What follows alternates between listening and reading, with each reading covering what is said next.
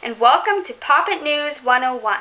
Today, we have a special section on native and invasive plant species. This is a serious ecological problem in our world today. Native species are the plants that belong in the habitat that they are living in. They are the species that were meant to be where they are, the ones who naturally came to be in their habitat. Invasive species are the plants that do not belong in the habitat that they are living in. They are the species that were meant to live in a different place, but were brought by humans by unnatural means to be used as things such as food, decorations, and other things. Now you might think, why is this such a bad thing? Well, the reason invasives are proving to be such a problem in the world today is that they are killing off the native species.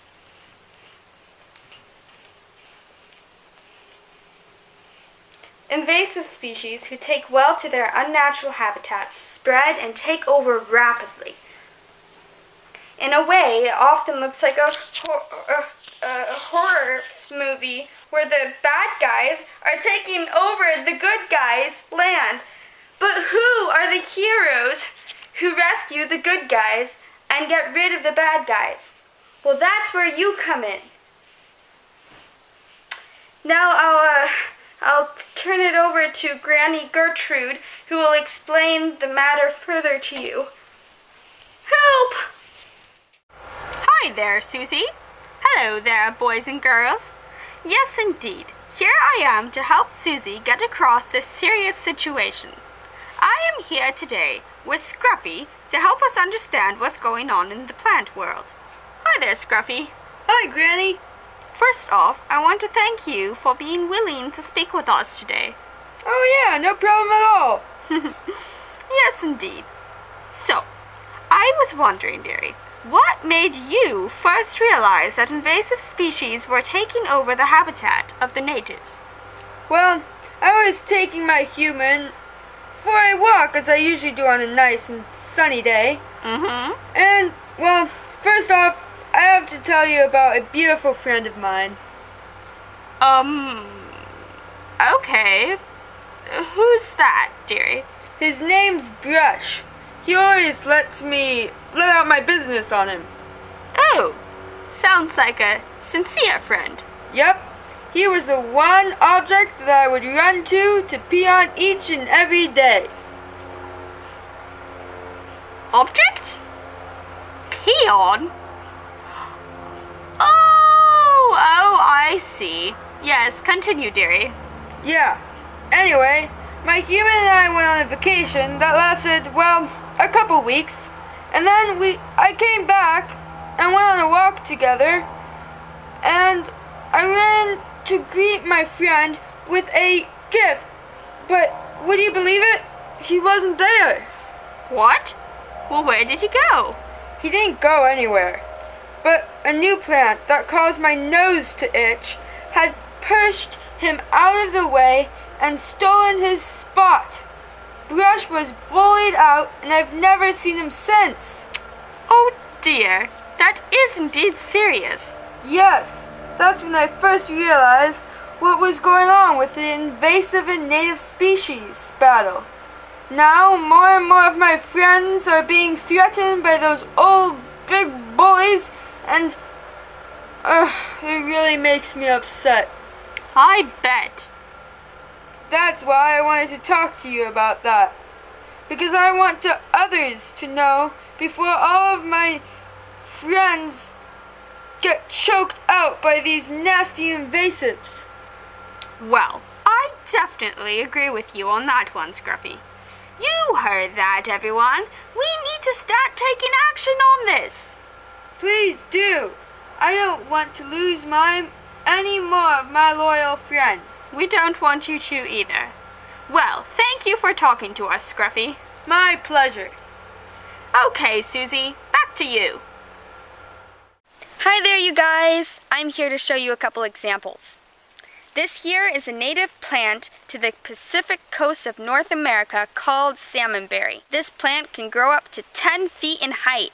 The growing ease of this plant is fairly high, and it likes to have moist and shaded from sun habitat and soil. Its availability is medium. The salmonberry is found in open forest areas. It can also be found in water areas such as streams, ditches, ponds, and more. It is also seen on fairly steep hills. When blooming, this plant has very pretty pink flowers, and it has golden stems that are lightly covered with prickles. However, its probably most popular feature is its berries, hence the name of salmonberry. Its berries are yummy raspberry-like and orange. The taste of these berries change from bush to bush and is very unique. This plant is important because it greatly attracts wildlife. It is especially a favorite of hummingbirds. There are several mammals who browse the leaves, twigs, and buds of salmonberry. These mammals can include rabbits, beavers, porcupines, deer, and elk. Salmonberry is, interestingly enough, very helpful in preventing erosion because of its deep roots and suckering habits. Salmonberry can be used for several things, such as being chewed to cure stomach sickness and diarrhea. Its leaves can be used to ease labor pains, and, of course, the berries can be very happily used for a special treat. And this here is an invasive species to the area of the salmonberry called the Himalayan blackberry. The Himalayan blackberry is native to Asia, so the truth? It is welcome and needed in Asia, but here it is not wanted. The Himalayan blackberry is covered in thorns and edible berries.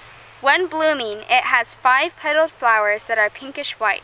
Its leaves are usually large 5 oval leaves.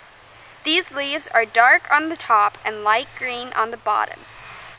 Beware though, there are native blackberries. Native blackberries have smaller, straighter, and thinner thorns and leaves than the Himalayan blackberry.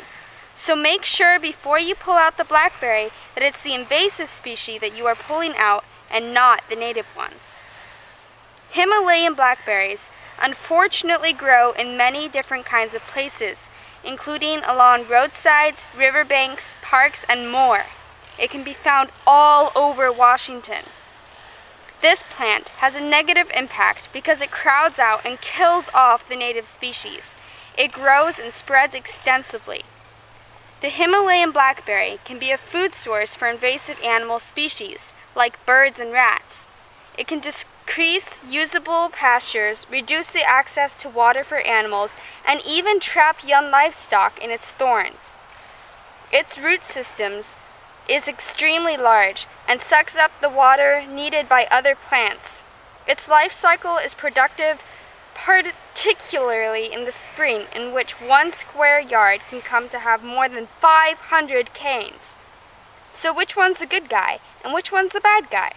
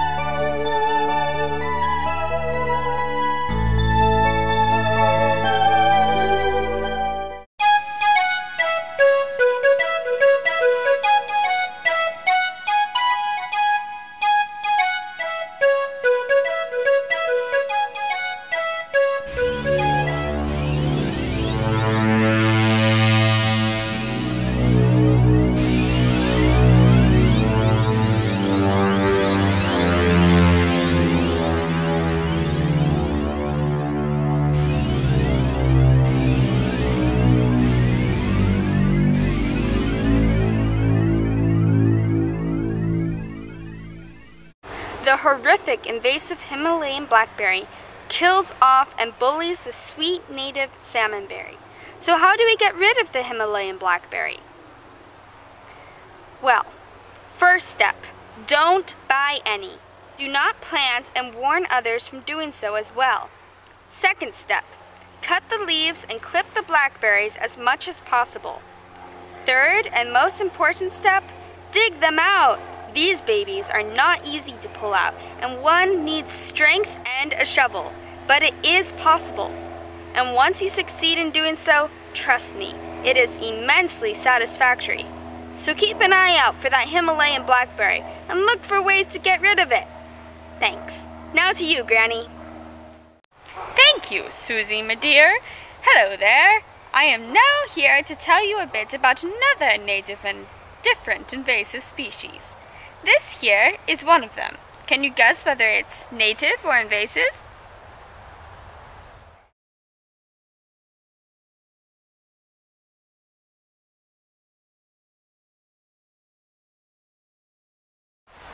That's right, it's a native. This plant is an evergreen tree called the Douglas fir. This plant is native to the states of Arizona, California, Colorado, Idaho, Minnesota, Montana, New Mexico, New York, Oregon, Pennsylvania, Texas, Utah, Washington, and Wyoming. It grows in all sorts of soils, but the most ideal is the clay-filled soil. The Douglas fir is needle-like, but without the sharp tips. Its needles are about an inch in length. The leaves are bluish-green color, and its buds are pointed and reddish-brown. The bark is different and unique to the tree, sometimes being thin and sometimes thick, often depending on the tree's age. It has pine cones with rat's tails that makes it easy to identify. The Douglas fir is very important because it is valuable for many reasons. It's a great source of habitat for wildlife as well as livestock. It also provides shade. It's an important timber tree and it is used for 1/4 of the lumber in North America. Its wood is used for plywood, lumber, timbers, railroad ties, mine timbers, house logs, posts and poles, fencing, firewood, and Christmas trees. The needles of the Douglas fir are also used as food for certain native species such as the blue grouse and spruce grouse. Now this here is the other plant I was talking about. You know what that means, right?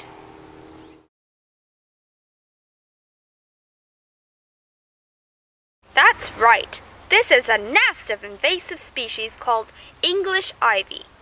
This evergreen vine is native to Europe, but is invasive and greatly spread throughout western Washington. It came here for ornamental reasons, meaning because it was pretty and people wanted to use it for decorative reasons. It grows year-round and beats out several native species. Since English ivy is extremely shade-tolerant and is able to grow in all sorts of soils, it grows pretty much anywhere its seeds are dropped. The older this plant gets, the stronger and more tree-like its stem grows. The English ivy is a terrible invasive species. It is horrible because of how it hoards the space of native species, and with that, often slowly kills them off, then continuing by causing the stoppage of growth. Ivy mats are also great homes for animal invasive species, particularly birds. Ivy roots can also cause slope failures on hills. Ivy can cause structural damage on walls and fences and other man-made structures. Ivy causes trees to have diseases more likely to weaken. English ivy does even more damage than can be mentioned here. We can help prevent ivy from spreading by first continuing to spread awareness about it, like I'm doing now, so that people don't plant it as a decorative plant and are more aware of the problem. Second, physically removing the ivy. This is often the most effective way of getting rid of ivy. One would need to combine hand pulling, shoveling, sawing, and other things to get rid of all the different stubborn stages of ivy. So, while the Douglas fir is the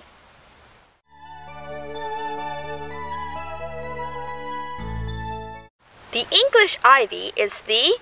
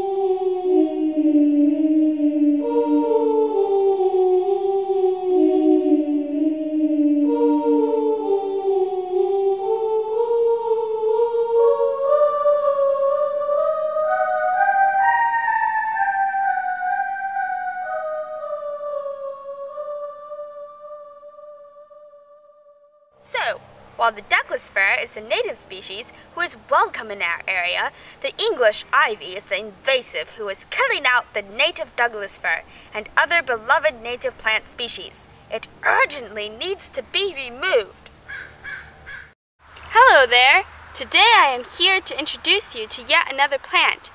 This here is called the Scotch broom. Can you guess whether it's native or invasive?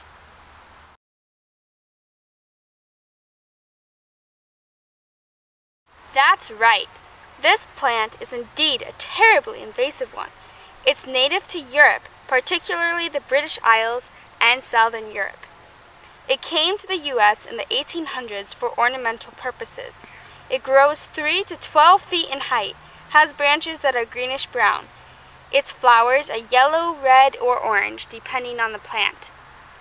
Scotch broom is incredibly invasive and can grow in all sorts of soils, but thrives best in lots of sun and dry sandy soils. It has invaded the states of California, Delaware, Georgia, Massachusetts, North Carolina, New York, Oregon, South Carolina, Tennessee, Virginia, and Washington. This plant is indeed aggressive and invades quickly, particularly in humanly disrupted areas, such as places that have been logged, burned, or have had land clearing. It can form heavy bushes that go for miles along places such as highways, country roads, etc. Scotch broom dreadfully succeeds in killing, blocking, and stealing the land and habitat of native species. Scotch broom can even cause mild poisoning.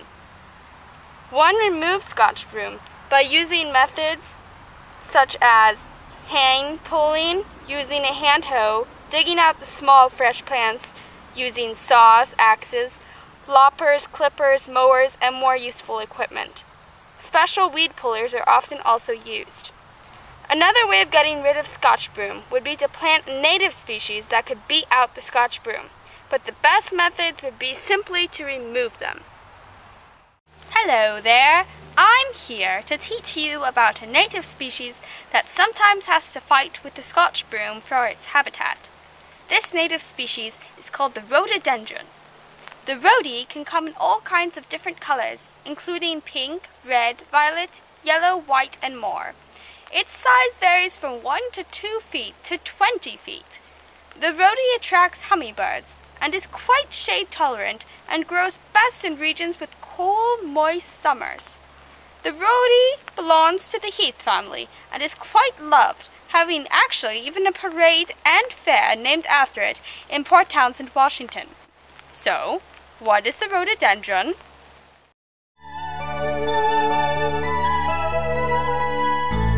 That's right! And the Scotch broom?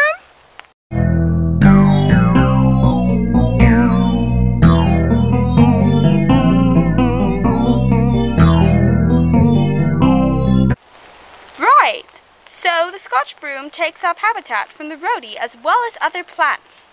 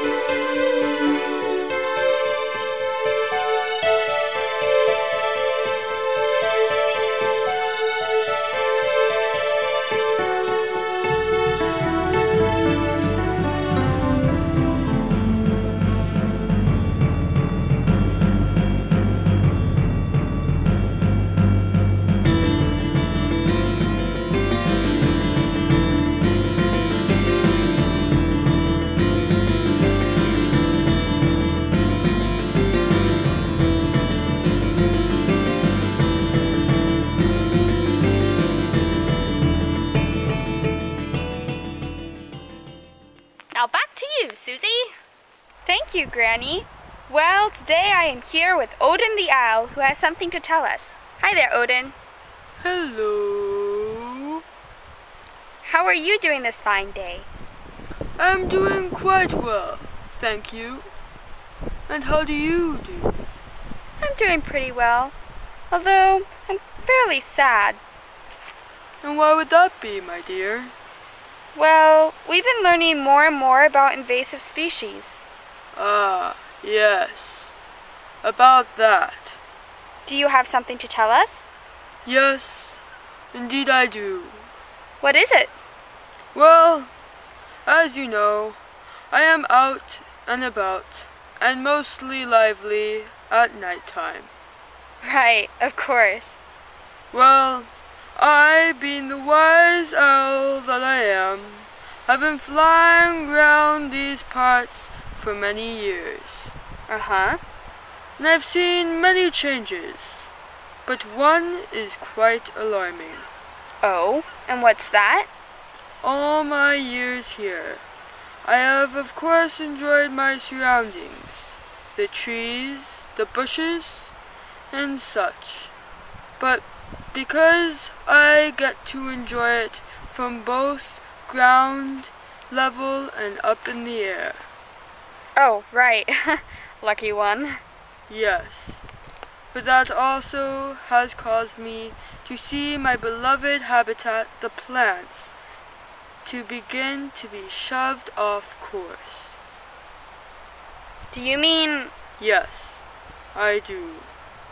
I first noticed new and different plants beginning to creep in a while back.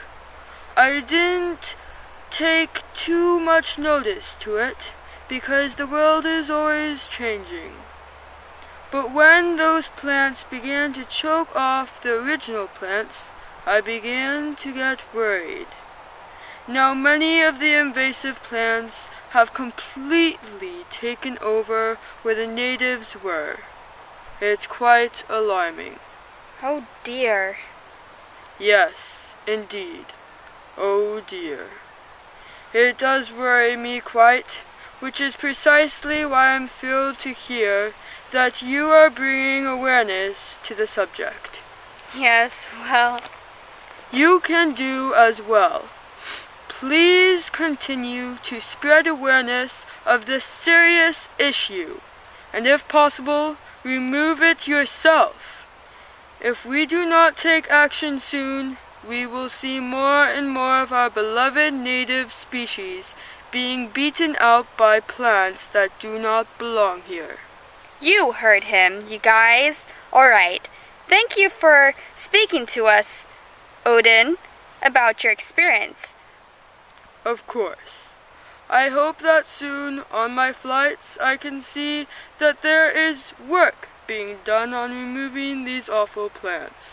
Agreed. Thanks again, Odin. Mm-hmm. So, now's your chance to make a difference, folks. Go out, inform, uproot, and make a change.